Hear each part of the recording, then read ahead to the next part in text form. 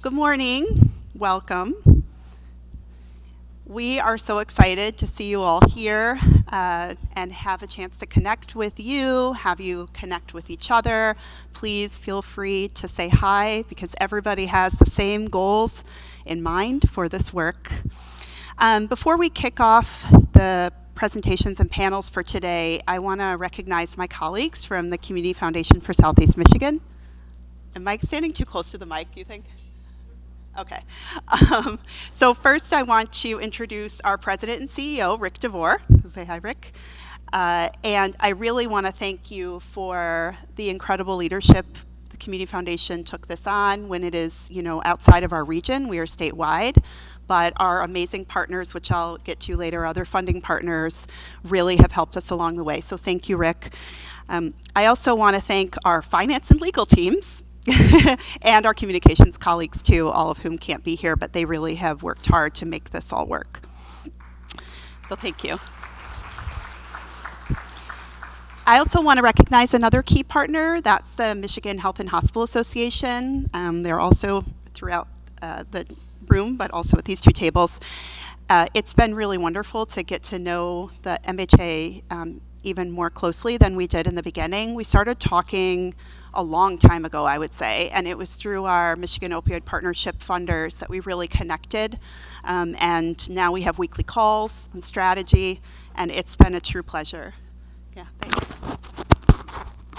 Okay, great. I'm also joined by my colleagues at from the Michigan Opioid Partnership, and what's really wonderful, let me advance, I'm not paying attention here. There we go. Okay, these are our funding partners, and I need to basically thank a couple of the funders in particular who, right from the beginning, helped us connect to this work on a state level. As I said, we're regional to Southeast Michigan, so it was really incredible.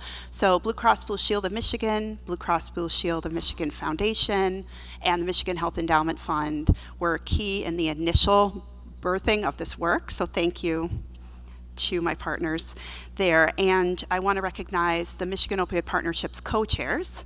So Linda Zeller, who's right here from the Michigan Health Endowment Fund, hello and thank you. And then Audrey Harvey from the Blue Cross Blue Shield of Michigan Foundation. We're grateful for your leadership. Thank you.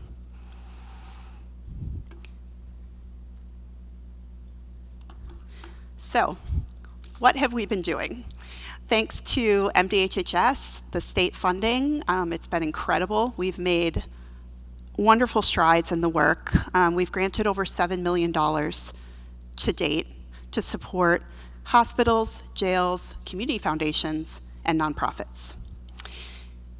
Really, we've had some amazing partnerships to help move that work. So starting with our jail-based work, early in the days, Michigan Health Endowment Fund had started working with Wayne State University Center for Behavioral Health to really look at screening and treatment accessibility in our state's jail system. The Michigan Opioid Partnership was able to capitalize on that, leverage it, and expand it, which has been really wonderful. We also received some funding from Vital Strategies, who's also listed on here, an international public health organization, to work in harm reduction by funding community foundations across the state, and community foundations are everywhere in the state, and they worked locally on the ground with their partners to really stand up some amazing harm reduction efforts. We also, of course, have worked in the post-overdose area, which really thanks to the Department of Health and Human Services, we were able to kind of add that onto our work, and a number of quick response teams were funded throughout the state. Those were so successful, and the group was so cohesive that we still hold quarterly calls with Wayne State Center for Behavioral Health and Justice with all the original teams from those groups. And what's really exciting is they're so excited about the work, whether they have funding on their own or not, we still convene quarterly. So that's a really wonderful, sustained model for connecting. So lastly, what we're here to talk about today is our emergency department medication for opioid use disorder initiative. We're going to be highlighting that throughout, and I especially want to thank Johns Hopkins University, because their evaluation has made an incredible difference in how we look at the work and our accomplishments to date. So now it's my pleasure to introduce Elizabeth Hertel, Director of Michigan Department of Health and Human Services. Previously, Director Hertel was Senior Chief Deputy Director for Administration. Hertel joined the administration in 2013 as the Senior Assistant for Policy and Planning, and in February 2014 was appointed Director of Policy and Planning. Following the merging of Departments of Community Health and Human Services into MDHHS, in 2015, Hertel served as Senior Deputy Director for Policy, Planning, and Legislative Services. In October 2016, she left that position to serve as Director of Michigan Advocacy for Trinity Health and returned to MDHHS as the Chief Deputy Administration in February 2019. Prior to joining, Hertel worked as a Senior Advisor for Health Policy in the House Republican Policy Office and as a Legislative Assistant to State Representative Bruce Caswell. She began her tenure in the House in 2005. In 2010, she worked as a consultant with Public Sector Consultants and then as policy analyst at Blue Cross Blue Shield of Michigan. She returned to the House in 2011. Director Hertel earned a bachelor's degree at Grand Valley State University and an MBA at Michigan State University. Welcome, Director Hertel. Thank you.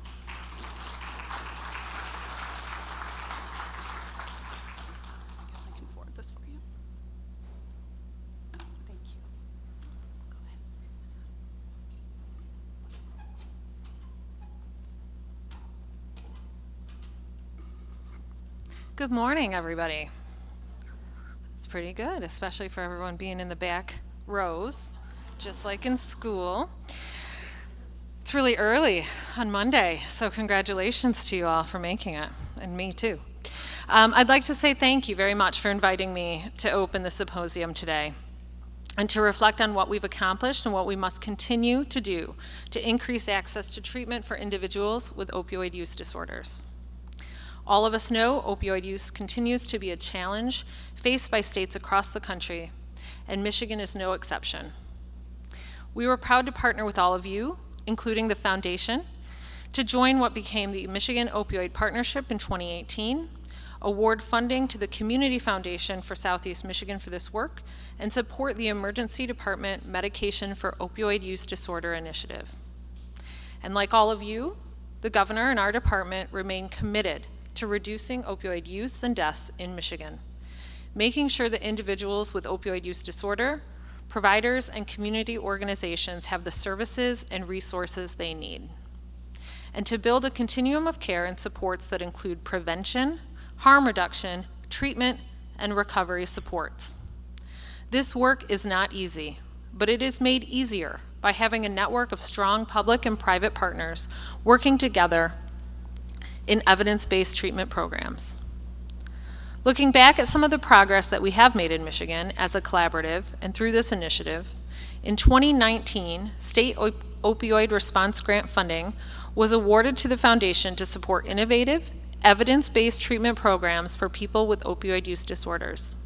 It established a no wrong door approach to remove barriers to entry for people who need treatment. That same year, the first hospital-based emergency department medication for opioid use disorder, or as we call it, ED MOUD, as I was told, grant was announced. The following year, the initiative expanded to support 6 hospitals, and partnerships were established with Vital Strategies and Johns Hopkins Bloomberg School of Public Health, established to focus on evaluation and equity. In 2021, that support grew to more than 20 emergency departments, and a partnership began with the Michigan Health and Hospital Association Keystone Center to increase hospital engagement. That year also marked the beginning of a collaboration with New Detroit to address racial biases. Emergency department participation roughly doubled last year. And as of this year, total participation in the model from 2020 through 2023 totaled 75 emergency departments. That's around half of the state's emergency departments and our state's 10 prepaid inpatient health plan regions. That's a tremendous coalition building effort and growth in the span of just 5 years. 5 years of which, might I mention, also included a global pandemic. So congratulations on that work.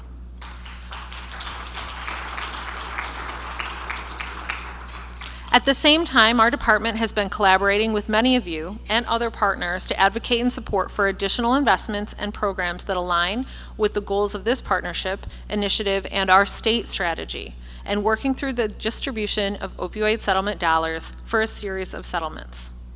I'll highlight some examples within the framework of the strategy that I mentioned earlier, which prioritizes the needs of vulnerable populations, including people who are justice involved, pregnant, and parenting. In prevention work over the last decade has included efforts to educate the public, promote best prescribing practices, and address the unlawful supply of opioids. The Department of Licensing and Regulatory Affairs and MDHHS have been educating on the required use of Michigan's automated prescription system by prescribers and dispensers to assess risk and prevent diversion and misuse. The Michigan Collaborative Addiction Resources and Education System, a training program for family medicine and other physicians to recognize and treat addiction, has been impactful in expanding access to treatment and has provided training to hundreds of physicians throughout Michigan. Federal grant funding also allowed the implementation of evidence-based primary prevention and programming for youth and families across Michigan in a variety of settings, which includes schools, juvenile correction centers, and community settings.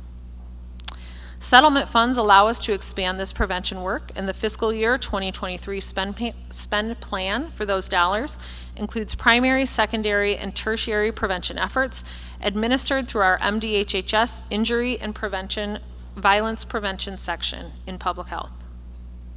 A main focus of settlement-funded programming is addressing adverse childhood experiences, or ACEs, including expansion of the Michigan Model for Health curriculum used by educators and parents, the addition of ACEs questions to the Michigan Behavioral and Risk Factor Survey, education campaigns, and prevention curriculums for implementation with children and families. Funds also coverage linkage to care initiatives connected to quick response teams, which provide evidence-based programming, supports, and connections to resources for youth, families, and individuals that have experienced a non-fatal overdose. For harm reduction in 2020, we announced the launch of an online naloxone portal, which is available to any substance use treatment providers, nonprofits, harm reduction organizations, jails, first responders, local governments, and small businesses. At the same time, we also worked with Next Naloxone on a portal available for the public. The availability of intranasal naloxone through MDHHS's portal enabled the distribution of hundreds of thousands of naloxone kits into Michigan communities, resulting in an estimated 5,000 overdose reversals since the portal's launch in 2020.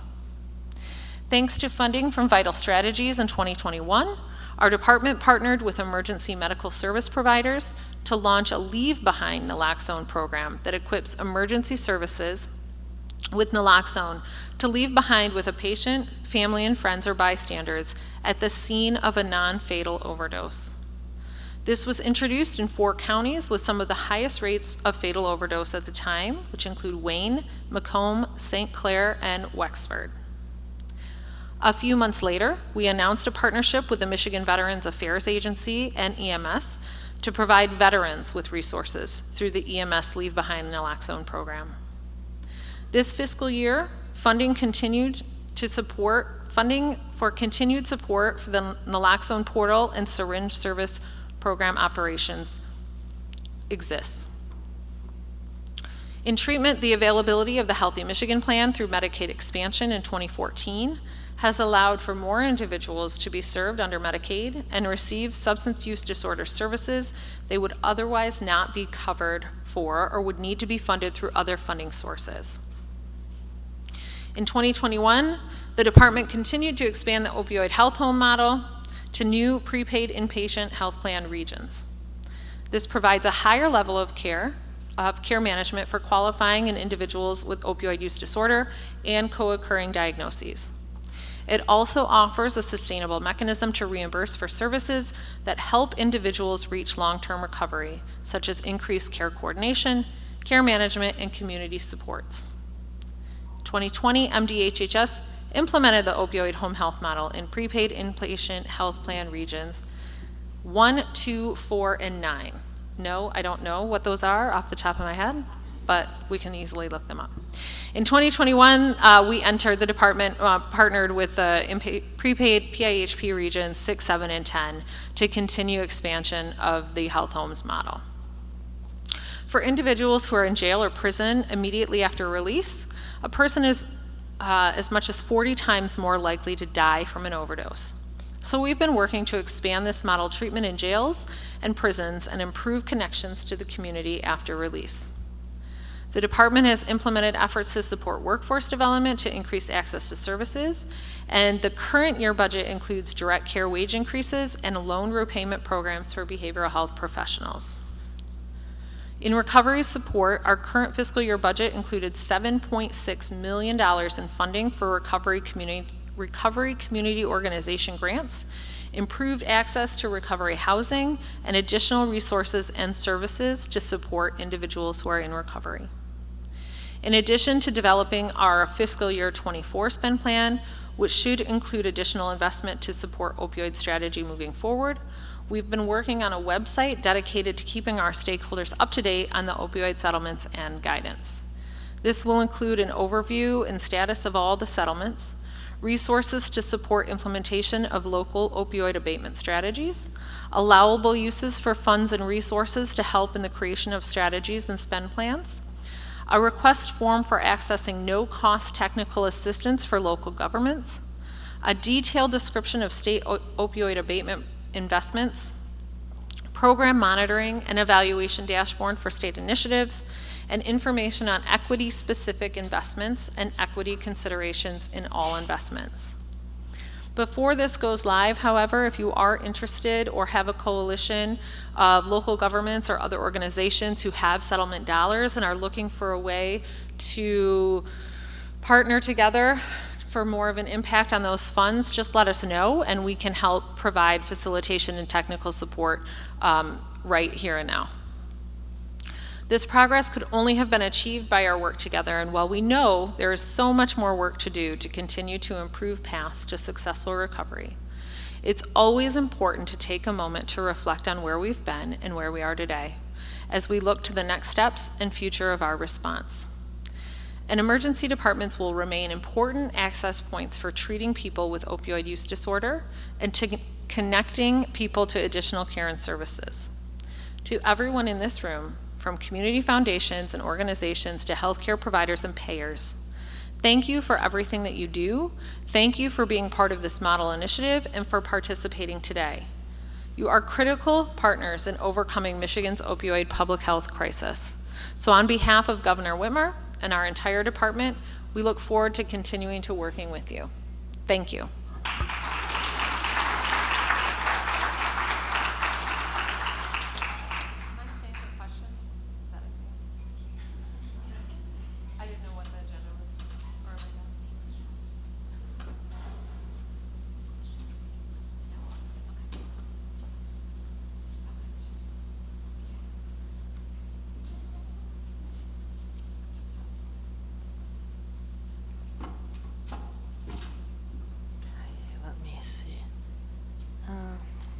Hello, just let me get myself situated here. All right, good morning, everyone.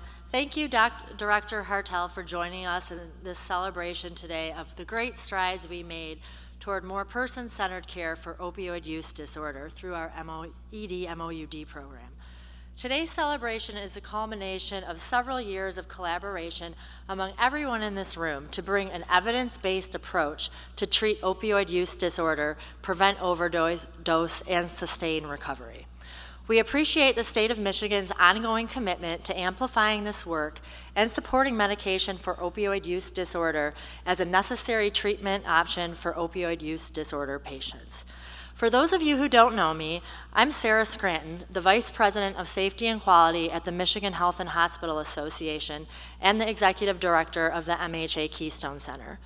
The MHA Keystone Center is the patient safety arm of the association, and we work alongside hospitals and health systems to advance safety and quality initiatives across the state and beyond. Let me just switch here. We have a lot of priorities that we work on. Our main pillars you can see here are harm prevention, safety culture, and health equity, and behavioral health, which I will talk more about today. The MHA Keystone Center has prioritized person and family engagement for many years, and so this initiative really falls in our wheelhouse very well. It reinforces the need for compassionate, human-centered care, which the MHA Keystone Center cares deeply about. We know the ways in which we interact with opioid use disorder patients is critical to their recovery. We also know that when individuals with opioid use disorder are not treated with dignity and respect, their willingness to seek care reduces dramatically. While there have been significant improvements in how we understand and treat substance use disorder, much work still needs to be done to address the stigma surrounding this disorder itself and medication for opioid use disorder treatments. There are many different highlights for the ED MOUD program, but I'll just talk about a few today. We need to keep persevering in our efforts to reduce the stigma associated with this. And I'm confident with the ongoing dedication of everyone in this room and our colleagues who aren't represented today that we can improve the experience and the outcomes of opioid use disorder patients. As strong patient advocates and anchor institutions in their communities, Michigan hospitals will continue to establish and foster partnerships with organizations and institutions who support individuals with opioid use disorder. We are all committed to ongoing training and education surrounding the best practices for treating opioid use disorder. The MHA Keystone Center continues to support these efforts with our online learning programs for both emergency department and inpatient MOUD services. I encourage any of our members in attendance today to connect with one of our team members to learn more about how you can continue to prioritize this critical work. With all this being said, it's clear that addressing the opioid epidemic with a collaborative approach is vital. Partnerships always seem to work best. The ED MOUD initiative is just one impressive reminder of the power that we have with partnerships. So with that, thank you to the Community Foundation of Southeast Michigan for engaging us in this important work and bringing us all together today to celebrate the accomplishments and plan for the future of this important work. Now I'll turn it over to Marissa to talk more specifically about the program.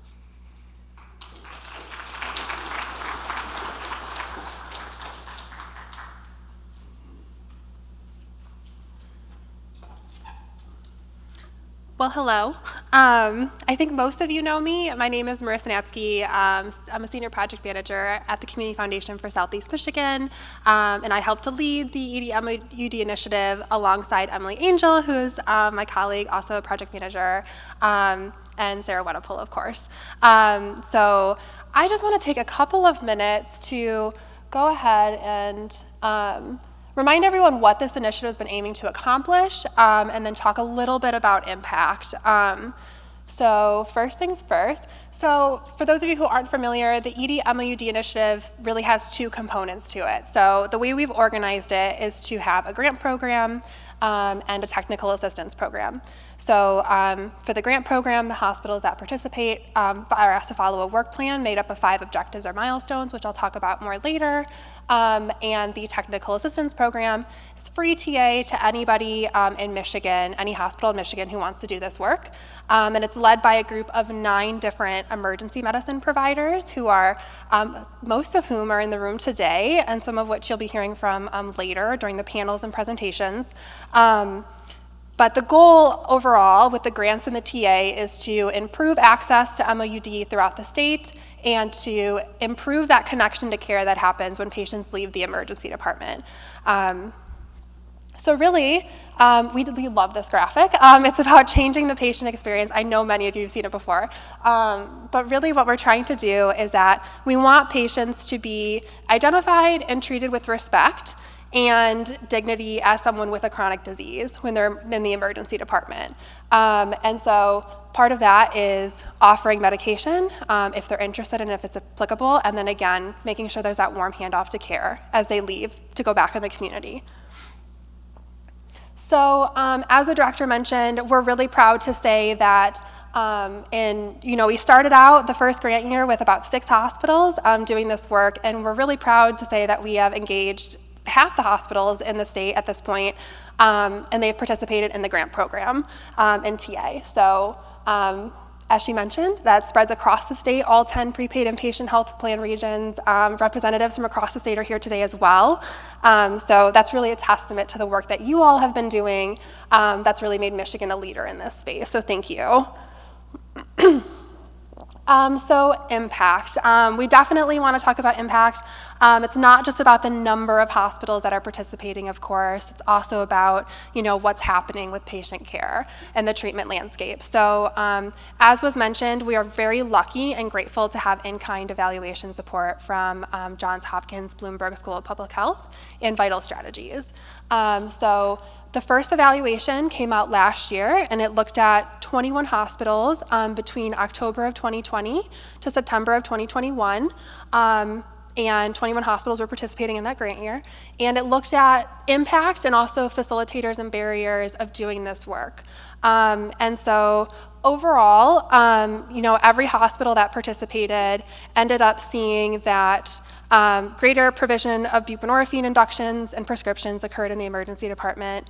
They saw improved OUD screening processes during patient intake, expanded networks of community-based providers to facilitate those warm handoffs to, and broadened ability to monitor patients after leaving the ED to ensure that care continuity piece.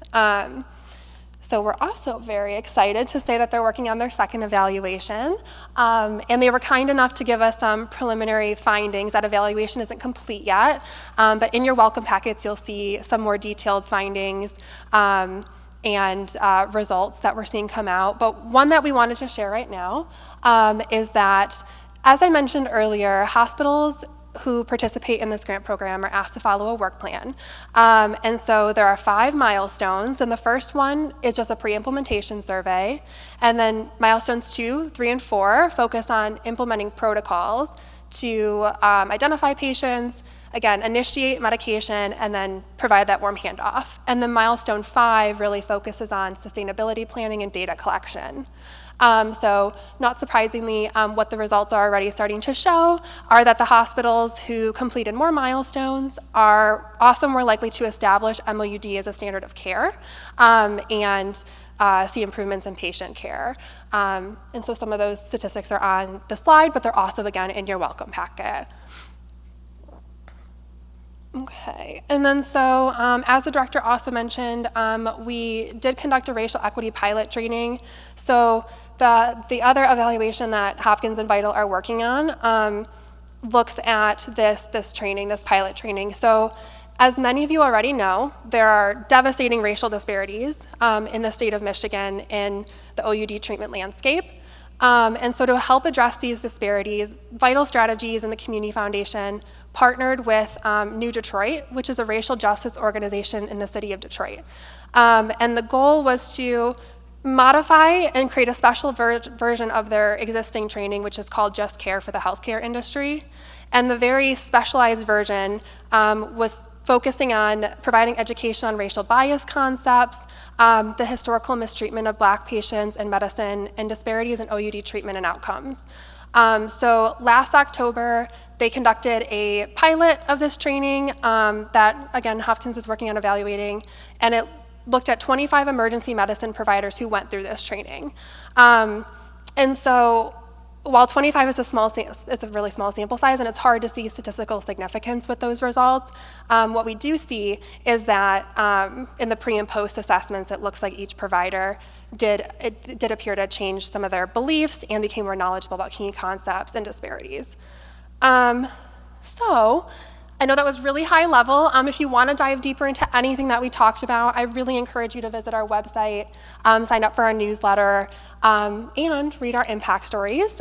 So we have a collection of impact stories on our website that focus on featuring provider voices who are really integral in this work. And so on that note, I would like to introduce one of the providers who we've been working with very closely the last few years. So Tiffany Morelli, who will come up in a second. So Tiffany is a registered nurse and the Opioid Use Disorder Program Manager in the Corewell Troy Emergency Center. She also serves as the administrative lead for the 8 other Corewell East emergency departments as they work to set up OUD programs. Tiffany's a certified Narcan trainer to Families Against Narcotics, and she won the Cranes Healthcare Heroes Award in 2020. In addition, she also sits on the advisory board with Families Against Narcotics and at the Troy Community Coalition Executive Board and at the Sterling Heights Drug-Free Task Force. Tiffany lost her brother to addiction in 2018 and is very passionate about the work she does. She loves helping others and is always up for a challenge. She's also a wife of 22 years and a mother to 3 boys who keep her endlessly busy with travel baseball games. So thank you for being here, Tiffany, and I'll turn it over to you.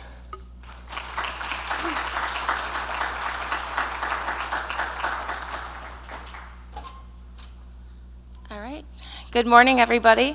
My name is Tiffany. I work at Corewell Health's Troy Beaumont Hospital in the emergency room. I've been a nurse there for about 12 years. As Marissa mentioned, I lost my brother in 2018 from an accidental overdose. My brother had 2 previous knee surgeries, and after the surgeries developed an addiction to pain medication. That battle with addiction lasted about 5 or 6 years, and he passed away in December 2018. From the outside, looking in, our family looked perfect. We did never have any history prior to that with addiction issues with alcohol or drugs.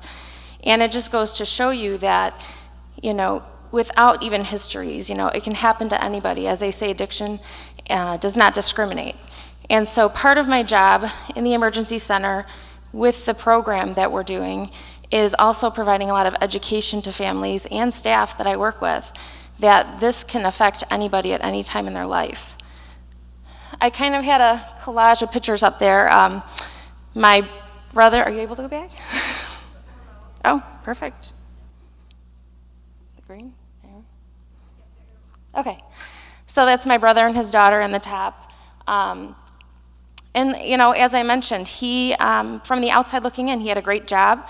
He worked 5 days a week and provided for his daughter, but unfortunately his addiction led him to his death. At that time, I was still a nurse in the emergency room, but I wasn't familiar with other treatment modalities. I thought you could just go to treatment and get help and get out and get better. And, I wasn't educated on Suboxone and different other modalities to deal with addiction. And now that we have this program working in our emergency center, I'm able to see the outcomes with our patients that we follow, and also the decrease, of repeat visits of people coming back, because now we're able to connect them with resources and provide them with care and make sure they're following up with their providers. This program started, I would say, early 2019 once we received funding. Dr. Michael Gratzen from Royal Oaks Emergency Center offered Troy to join with them to create these MOUD programs within the emergency center. Dr. Trevor Eckensweller joined me with the team and some of our other teammates over there, and Dr. Teff from Grosse Pointe. Since then, we've developed our program, and we have it set up so when they come in through triage, we ask the questions, and then once the patient's transferred to the back, the physician will then see them. The nurse also does the assessment.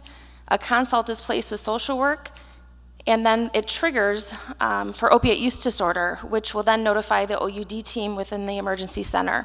We have a team of care coordinators that then follow up with that patient along with social work, and we make sure that those appointments are made and those patients are connected with providers within the community for the continuum of care and for those resources. As you can see, there's a picture on the top with a girl that's with me in the middle. Her name is Leanne. When we started this program, I met her in the emergency center. She overdosed on heroin. She was pregnant at the time, and she had 2 kids with her. I was able to actually connect her with Families Against Narcotics and also with other resources in the community.